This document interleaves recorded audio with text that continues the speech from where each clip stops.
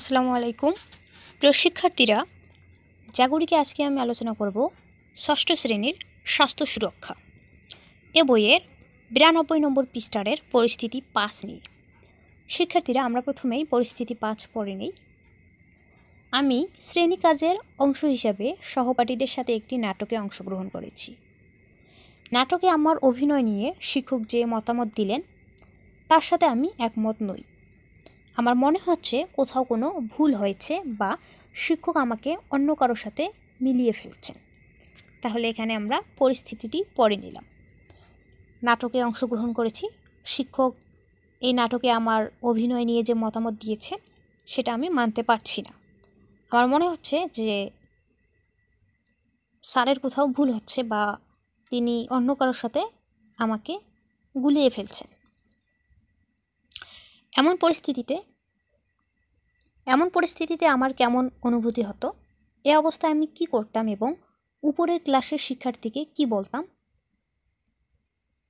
আমার অন্তত একজন বন্ধুর সাথে আলোচনা করি এমন পরিস্থিতিতে তার কেমন অনুভূতি হতো এবং সে কি করত।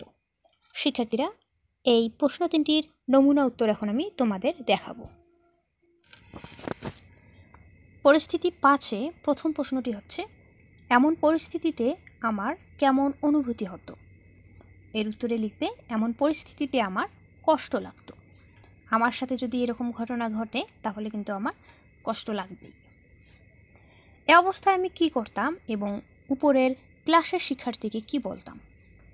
এর উত্তরে লিখব, এমন পরিস্থিতিতে আমি বিনয়ের সাথে স্যারের ক্লাসে মনোযোগ আকর্ষণের চেষ্টা করতাম। সেই সাথে আমার বিষয়টি নিয়ে স্যারের সাথে খোলাখুলি আলোচনা করার জন্য উপরের ক্লাসের শিক্ষার্থীকে বিনয়ের সাথে বলতাম। এরপরে ছিল, আমার অন্তত একজন বন্ধুর সাথে আলোচনা করি। এমন পরিস্থিতিতে তার কেমন অনুভূতি হতো এবং সে কি করত। এর উত্তরে লিখব, ফাহিম আমার ক্লাসের খুব ভালো বন্ধু।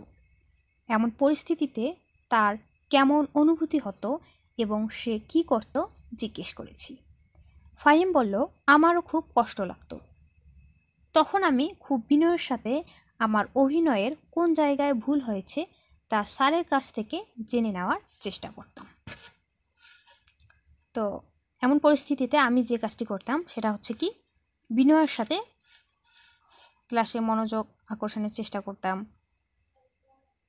স্যারের সঙ্গে যেন কোনো মন খারাপ না থাকে বা অভিযোগ না থাকে, এই মনোভাব নিয়ে ক্লাস করার চেষ্টা করতাম এবং স্যারের সাথে এই বিষয়ে খোলাখুলি আলোচনা করার জন্য উপরের ক্লাসের শিক্ষার্থীর সাথে বিনয়ের সাথে কথা বলতাম। আর ফাহিম যে কাজটি করতো তারও কষ্ট লাগতো, কিন্তু তার কোন জায়গায় ভুল হয়েছে অভিনয়ে সেটা স্যারের কাছ থেকে জেনে নেওয়ার চেষ্টা করত। আমরা পরিস্থিতি 5ও শেষ করলাম। এরপরে দেখো কি দেওয়া আছে, এতক্ষণ ঘটনাগুলো নিয়ে আলোচনা করে আমরা বুঝতে পেরেছি যে পরিস্থিতি অনুযায়ী আমাদের অনুভূতি ও আচরণ ভিন্ন ভিন্ন হতে পারে। আমরা এটাও দেখলাম যে অন্যের সাথে যোগাযোগের সময় তার সাথে আমাদের সম্পর্ক কেমন, নিজেদের মনের অবস্থা, আমরা কি চাই ইত্যাদি সব কিছুই প্রভাব রাখে। কখনো কখনো আমাদের চাওয়া, অনুভূতি ও মতামত প্রকাশ করার ধরন অন্যদের সাথে মিলে যাবে, আবার অনেক সময় তা মিলবে না। তবে যে কোনো পরিস্থিতি হোক না কেন, খেয়াল রাখতে হবে কিভাবে নিজেকে প্রকাশ করলে তা আমার জন্য ভালো হবে, আবার অন্যের ক্ষতি হবে না। শিক্ষার্থীরা, যে 5টি পরিস্থিতি আমরা পড়েছি সেখানে আমি কি করতাম এমন পরিস্থিতিতে, এরপর আমার বন্ধু কি করতো তা জানতে পেরেছি। এখান থেকে আমরা দেখলাম যে এক এক পরিস্থিতিতে আমাদের আচরণ এক এক রকম হয়, অনুভূতি এক এক রকম হয়। এরপর এমন পরিস্থিতিতে আমি যেটা করতাম আমার বন্ধুর সাথে সেটা মিলছে না, অর্থাৎ সবার ম্যানেজ করার ব্যাপারটা একরকম হয় না। সবার সাথে মাঝে মাঝে মিলবে, আবার অনেক সময় মিলবে না। আমাদের অনুভূতি, মতামত প্রকাশ করার ধরন সবার সাথে মিলবে না, আবার অনেক সময় মিলতেও পারে। কিন্তু বড় কথা হচ্ছে, আমাদের পরিস্থিতি যেমনই হোক না কেন, আমরা নিজেকে এমনভাবে প্রকাশ করব যেন তা আমার জন্য ভালো হয় এবং অন্যের জন্য ক্ষতির কারণ না হয়। তো শিক্ষার্থীরা, আজকের ক্লাসে লম্বা করব না, আজ এখানে শেষ করছি। পরবর্তী ক্লাসে অনুভূতি ও প্রয়োজনের কথা কিভাবে প্রকাশ করব, এই অংশটুকু আলোচনা করব।